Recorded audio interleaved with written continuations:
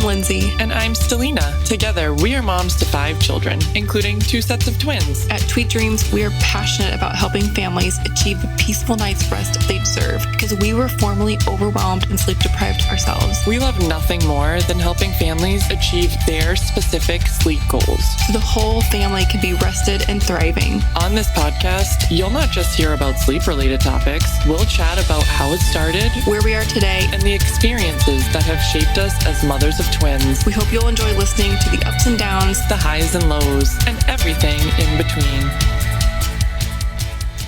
Hi guys, welcome back. We're excited today to talk about a topic that's like really twin related, okay? Which I know you guys are all here for the twin content. So let's get into it. Let's talk about getting out of the house with twins, okay? This is not an easy breezy, trip to the park or to the store, to an appointment that a mom with one kid at a time might have in the beginning. It's like logistics, strategy, what works, what doesn't work. I was like reflecting back, and Stelina, you're like sort of past this as well. So we both had to like look back and say how hard it was just to go get groceries. Mm-hmm. Like you were saying that it really wasn't an option to say, hey, I have 2 6-month-old babies. We need to run to Walgreens or to CVS to pick up something. What does that even look like? I remember one time I texted my mom and I was like, can I like come pick you up? Oh yeah. Oh yeah, totally. So you can sit in the car with my children while I go inside and get my prescription. Oh yeah. Like that's like, can you guys relate to this? Because how do you get groceries like when they're not sitting up? Okay. Like where do you put them? You had said that sometimes like the double stroller was involved, but like, you need like an extra cart in person with you. So yeah. So some your husband will go with you. Some strollers, like they have the bottom that's like pretty big. So if you're doing, like a small to medium size grocery haul, you could probably just like stick some of it at the bottom of the stroller. I've definitely seen people do that, who have like 2 under 2, for example, or like sometimes I did use the stroller, the bottom area of the stroller to like put some stuff. But I mean, if we're doing like, we need everything kind of grocery haul, like eggs, milk, like the whole kit and caboodle, it's probably not going to fit under there. I will be very open and honest here and still say that I use Instacart often. Okay. I feel like we're a little bit spoiled in that regard. And I'm so thankful and lucky that like we can use that option nowadays, because twin moms of like, even 10 years ago, like that wasn't really a thing, right? Like you had to figure out a way. And ultimately, I feel like exposure is the best way to do it, right? Like the more you do it, the more you know what to do, right? Like you make mistakes, you go out, you forget something, or you're like, oh God, this was not the right time. It was nap time. It was just, I'm never going out at like 10 a.m. again, for example, whatever time is like a bad time. So I think ultimately going out with twins, even going out with one baby, if you're a new mom, it's all about, yeah, sure, you can make a plan as much as you can, but until you really get your hands dirty and do it, that's when you figure out how to do it. Okay. And I actually remember when I was working with you, when my twins were super little, they were like 4.5 months old. And I had to go to like a little gathering, pool party gathering at my sister-in-law's and brother-in-law's. And I just had even so much anxiety just driving them. Okay. To this house. I remember that. Yeah, I was like, oh my God, like, how am I going to do this? Like, I'm like responsible for these 2 lives. Like, what about other cars on the road? Like, kind of sidetracking here. But I feel like even just like that first step. And I remember you were like, okay, you're going to be fine. Like just put on some like nursery tunes or something, even music for yourself. Like it was only a 30-minute drive. I remember like freaking out about the fact that it was 30 minutes. Like it sounded so long to me, but I did it, right? I got out and I felt like really good about the fact that I was like able to just do that. So the first thing I think is start small, right? So like maybe if you're thinking about going out with your twins, maybe if you're going out, like, let's just go out and get a coffee. Let's go through the drive-through. Like, let's get acclimated with the car seat, make sure everything's okay. Don't go anywhere too far. So in case it's like a complete fail, like we can just go back home. Okay. Right. Like that was my first thing. That's how I started to go out. I really just started to take them for like a ride. Okay. Yeah. And then the second thing was like, all right, like if I'm going somewhere, I'm going to go somewhere that's like not too far, but like I have other people there to help me, right? In the beginning. So that was like the second thing, like, all right, I'm going to go to somebody's house where like, if it's terrible and it's a fail, at least I have somebody else to help me. And then I started to take them out by myself. And, you know, I'm not going to lie about it. It wasn't very often that I went out by myself with the twins because just really hard. Like it's just really hard to handle 2 babies by yourself, 2 car seats, depending on if they're in the infant car seat, or even when they're not in the car seat and they're walking around, like it's hard. Yeah, it actually is almost worse. Like I feel like there's that sweet spot, maybe like, I don't know, 6 to 10 months or something. Well, maybe even earlier, maybe like 4 or 5 months to like 9 months or something where, you know, they're mobile, but not like super, super mobile. And you can like go somewhere and maybe get back in time for nap. And it's like, fine, like let's go to the library, quick thing. Everybody's engaged, happy. And then let's get home. But yeah, when they start to walk like that, 12 to 24 months. I don't want to scare anybody, but that whole like year, I guess you could call it, is really, really difficult. Hard, though. So like keeping them safe in a parking lot, all of that. Yeah. Like it's almost like, do you get the cart first? Okay. So that you're like loading children into the cart and there's no freestanding children anywhere in the parking lot. Like you gotta have like a strategy for sure. You gotta think about it for sure. Yeah, no. And I'm a planner till the end. So I was always kind of thinking about how I was gonna do things with twins. But the important thing too is like, you know, twin life or motherhood, parenting, it's like ever changing all the time too, right? So, you know, I think it does get easier in some ways and maybe it gets harder in some ways too. But like once they can really understand more. So like my twins are 3 now, so they can get up in their car seat, like huge, really like huge thing for me. Okay, guys, let's get in our car seat. Oh, my back is still a mess, but it's getting better, I think. We're going to have a separate episode on Selena's back problems. Like backs. Anybody know what to do for my back? Seriously. Yeah. So, you know, kids, get in your car seat. All right, like I have a couple books or toys or whatever. Like, okay, you want this book? You want that book? Great. Let's get buckled in. I even do this thing. I'm like, hey, is everybody buckled in? Even though I know I buckled them in, I just want them to be like, yes, we're buckled. Like, all right, we got to wear our seatbelts. Fine. You know, just a lot easier to take them out now that they're potty trained, honestly. I mean, I know that's like plus or minus, can be harder, can be easier, but like luckily, knock on wood for my kids, you know, I don't have to worry about them like being uncomfortable in a wet diaper, like pooping, like out and about and figure out how I'm going to change a diaper, like in the back seat when it's like raining and cold. And it's just like, I don't have the right tools. So it definitely does get a little bit easier, I think, because I'm living that right now. But remember, I also have a 19-month-old son. So maybe taking just the twins, I'm using air quotes here, out sounds a little bit easier to me in this regard because I have my son who isn't that like 19-month-old, will run away, really does not understand that cars, you know, are in a parking lot and could hurt him sort of thing. So yeah, I would say plan. Definitely know that the stage that you're in is not going to be the stage forever. So like you're worrying about how to take infants out. Okay. That's going to be a few months. You're worrying about how to take, you know, this age group out. Like maybe we're going out less during a certain age group and we're accepting that. But we know that, for example, like when my twins are 3 now, it is so much easier for me to be like, hey, husband, nanny, whoever, can you stay home with my 19-month-old? And I am going to take the twins to art class or the park or whatever, because now I'm in the stage where we can get buckled. Like we're learning how to look both ways before we cross the street. Like we understand we have to hold mommy's hand. Like the light's there, right? So maybe you can speak to it more because your twins are, I envy you a little bit. Like your twins are in that stage where, are they still in the big bulky car seat or like, what are they even in right now at 6? They are in a high back booster with the seatbelt. So all right. We were in a high back booster, like 5-point harness for like a long time, but we're at the weight and the height ratios that we can do the seatbelt, which is cool. Amazing. Right. And I will just say this, guys, like always double when your kids are in pumpkin seats, I think, or even like a convertible car seat. If grandma's like buckling them in, let's check the buckle. Oh, I know.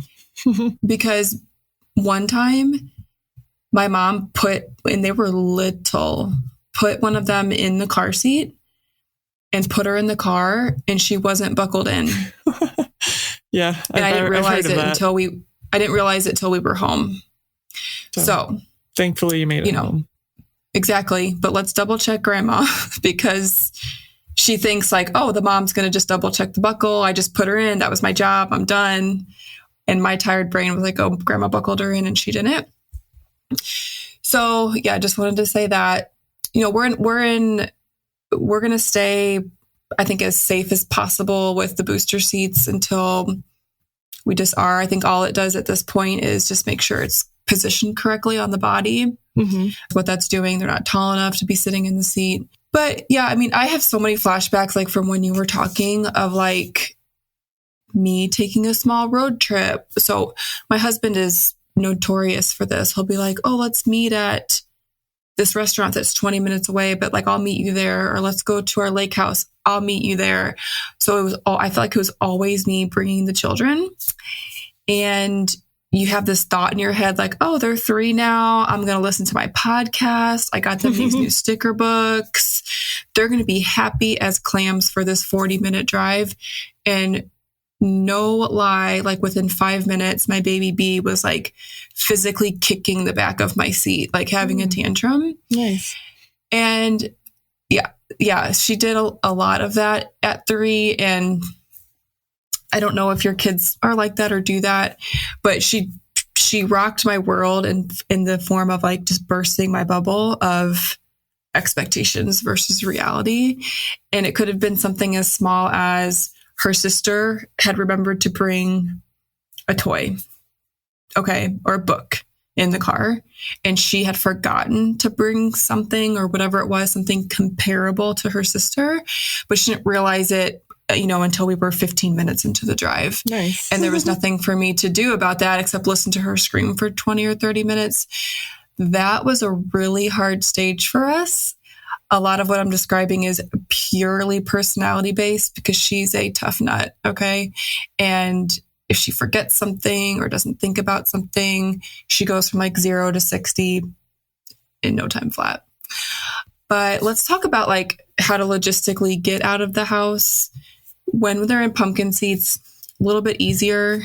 I will say that I had to get my kids out of the pumpkin seats faster than maybe, I don't know, how old were yours, but we were like 8-ish, 9 months when we went to a convertible car seat. Right around the same, probably around a year, maybe a little bit before a year. Right. Yeah.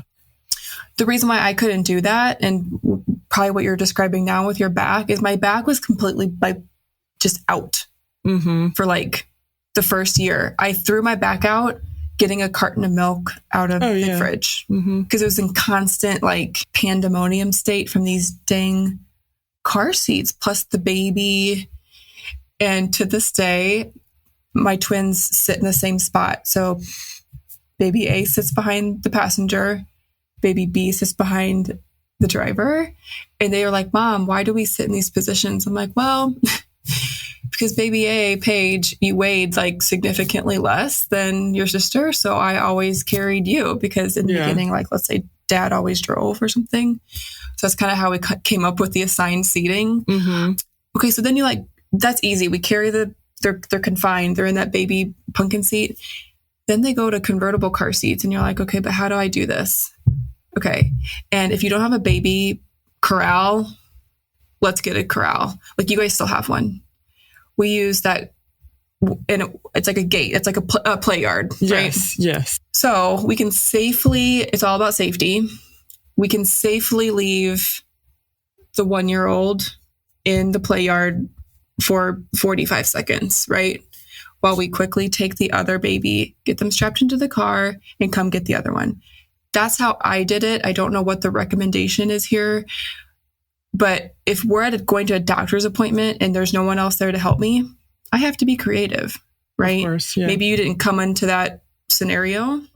Hey girl, are you tired? Not only tired from lack of sleep, but tired from searching all over the internet for sleep advice that's specific to your twins? Here at Tweet Dreams, we know that twin-specific advice and routines should be easy to find and access, and that's why we are a one-stop shop for you as a sleep resource. Our blog is chock full of advice for twins when it comes to naps, night weaning, sleeping through the night, and so much more. Not sure where to start? Be sure to grab our free twin sleep guide available for download today. This guide will walk you through an optimal bedtime routine, how to keep them synced throughout the day, and how to keep a routine going. As twin moms, we know how special those breaks are, and we want you to have them. Check out the show notes to grab your copy.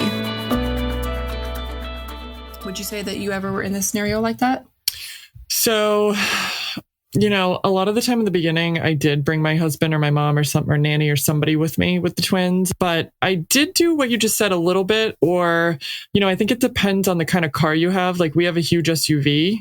So I was able to kind of like take both of them with me, whether they were walking, one was walking, one was in my hand, or maybe I was carrying both of them and I could just, we have a big SUV. It's a Yukon Denali. So it's rather large. So I would put both of the twins in the way back seat. So I was able to kind of like hoist myself in the car and then, strap one in, put one down, strap one in, and then put the other one in.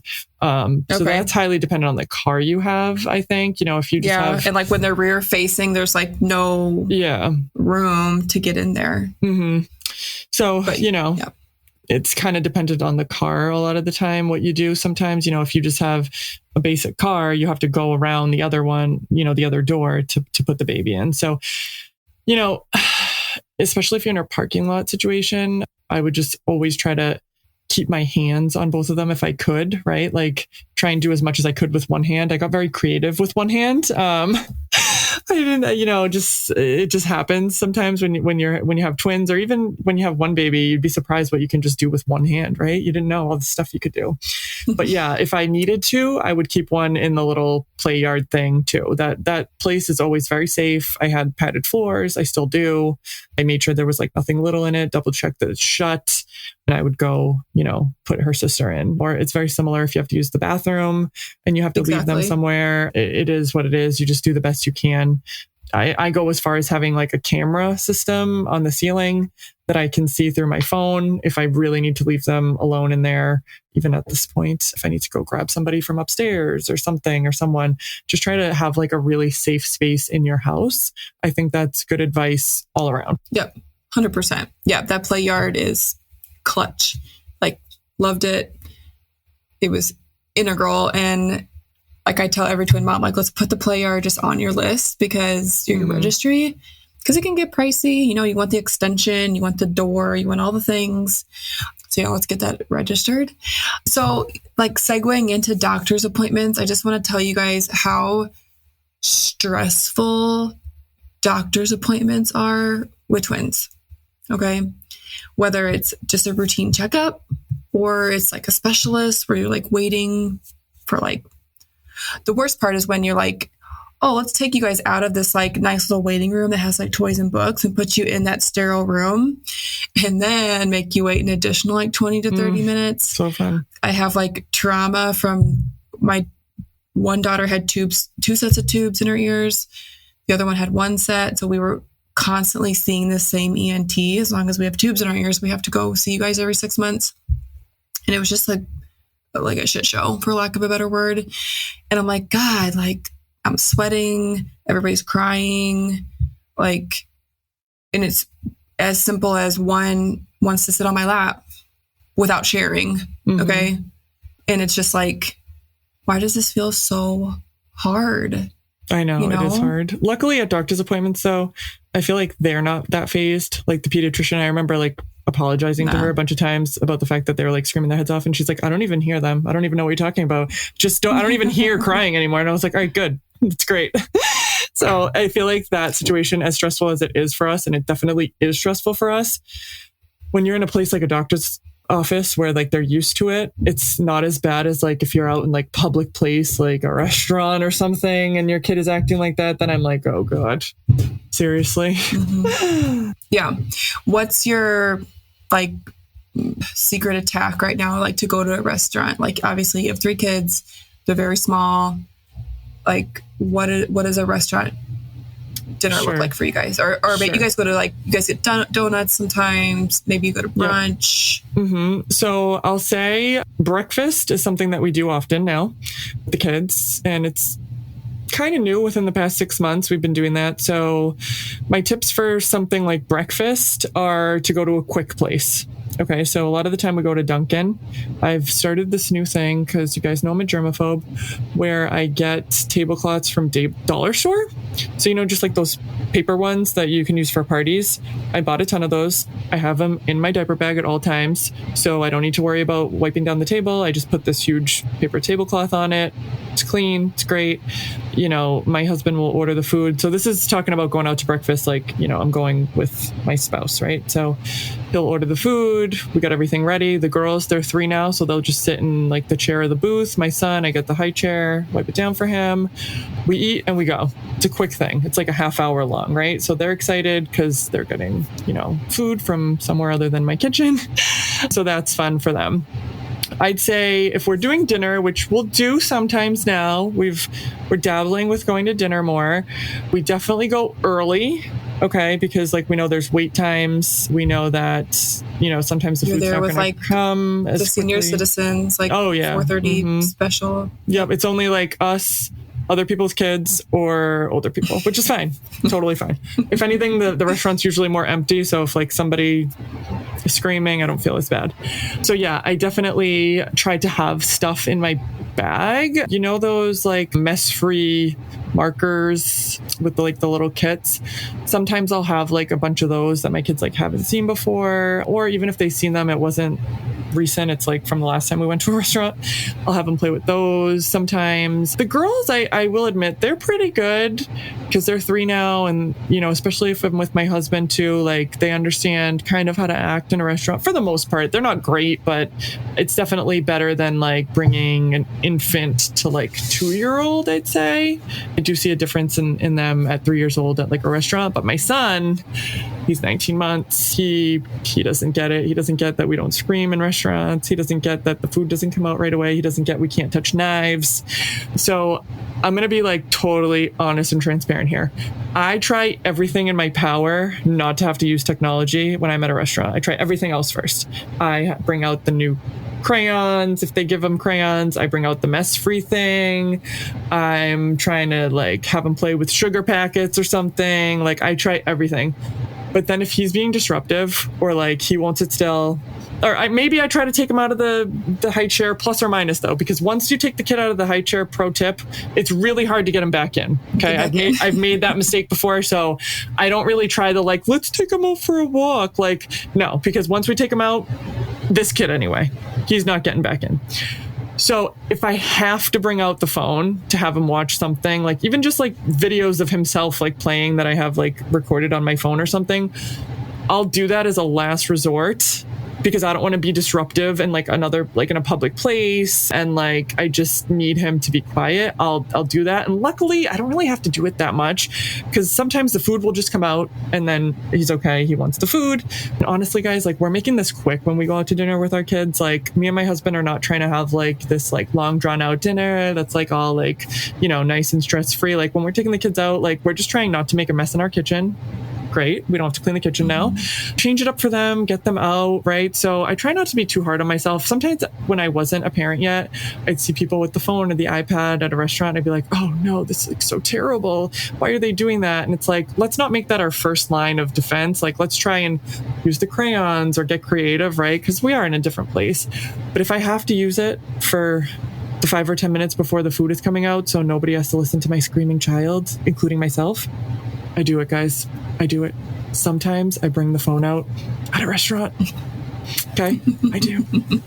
And I don't feel bad. Secrets revealed, right? Yeah. No, it's fine. Like, you are not alone. Yeah. I'm sure there's plenty of people nodding their heads right now. Like, do what you have to do, depending on the day. It could be a lot smoother than it was a week ago, or it could be worse. You just don't know. It's highly dependent on age too. Like the girls, the 3-year-olds, they don't need it. They are totally like mesmerized by, the fact that we're at a place and, they want to have a conversation. My son, he's just not there. So it's the age. It's fine. A couple pro tips that I thought of while you were talking are like be proactive inside the dinner. So like, as soon as we sit down, I'm like, okay, guys, what do you want to eat? It is not a bad thing to like order your kids' meals before you order yours, just so they're not hangry. Okay. Sure, they have their food. They're happy.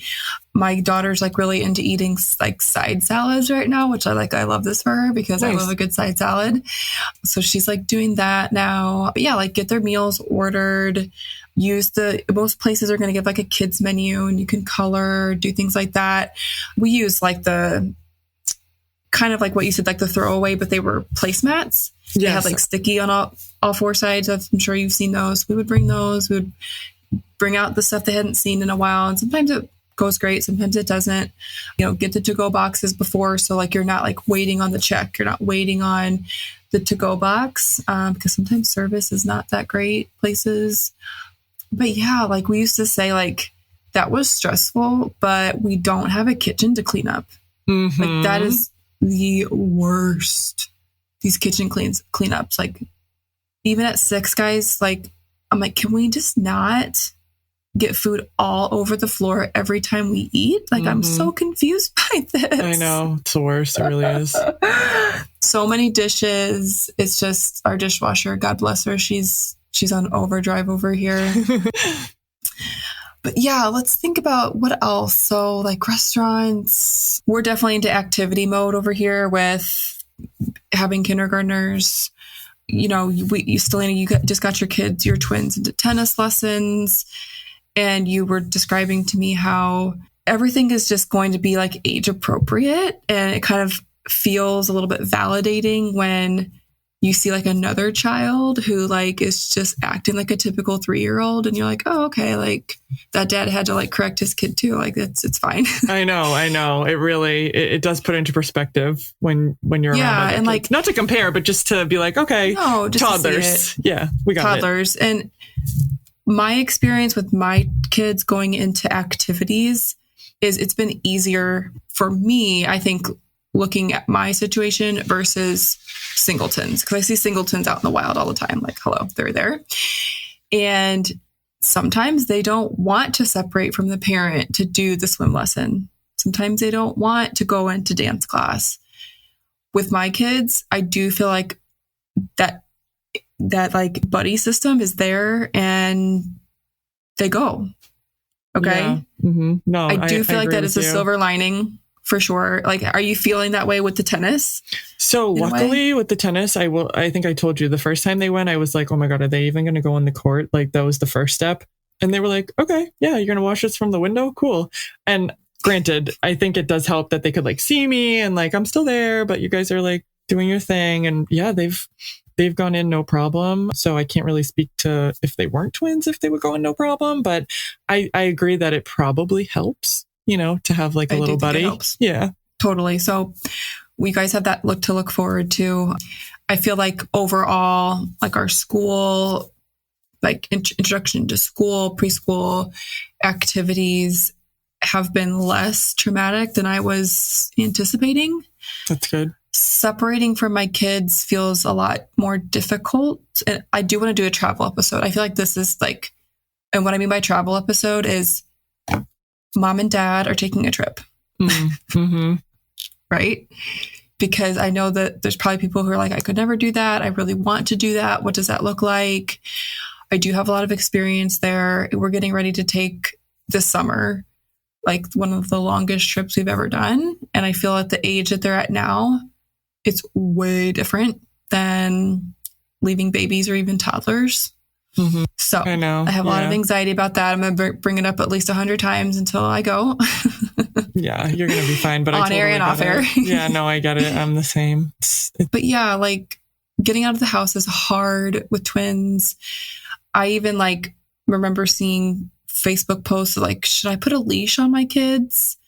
And I was like, if you need to, I don't care. Like, nobody's judging you. Like, my friend that had twins gave me these little, like, they're basically bear backpacks that had like a leash attached. My kids thought they were funny. They would like wear them around the house. And I could remember a couple of times where we may have taken them and put them on them just so I could literally have, like you said, hands on the kids, like in the parking lot or something. So if you need to put your kid on a leash, I'm not judging Me either. Literally. I probably wouldn't even notice. I know, right? Oh my gosh. Okay. Well, I hope this was helpful just to like de-stress a little bit, know that you're not alone. We've been through it. And like you said, Selena, everything's a stage, but that doesn't make the stage any easier. I know. Like, we hate this stage. I don't want to be in this stage anymore. You're allowed to feel that way. I remember feeling that way a ton. And then you look back and you're like, oh, like I totally survived that. And then it's something new, maybe something harder. But yeah. Okay, guys, we'll let you go. Really enjoyed talking about this topic today. Selena, thanks for weighing in on it. Yeah. Look forward to like hearing more about how I just love that you have the perspective of like twins and then the baby and like how it might differ. Like maybe when he goes to play tennis, he'll be like, WTF, ain't doing this. I don't know. We'll find out. Okay, we'll catch you guys later. Thank you so much for listening. We'll see you later. Bye. Bye. If you liked this episode and conversation, be sure to leave a review or rating. Share it with a friend on social media or a family member. It's our goal to reach as many parents of multiples and singletons alike. You're not alone in your parenting journey. If you'd like to hear about a specific topic or have an episode idea, please feel free to message us. We're here to help.